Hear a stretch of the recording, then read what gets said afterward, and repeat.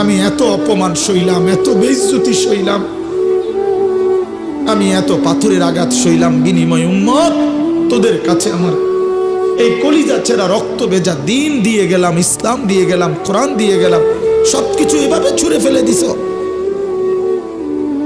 আজ 30 বছরে যে নবীর কথা মনে পড়ে নাই, 60 বছর বয়স এখনো বিড়ি সিগারেট খান মিয়া, কেমনে নবীজির সামনে দাঁড়াইবেন?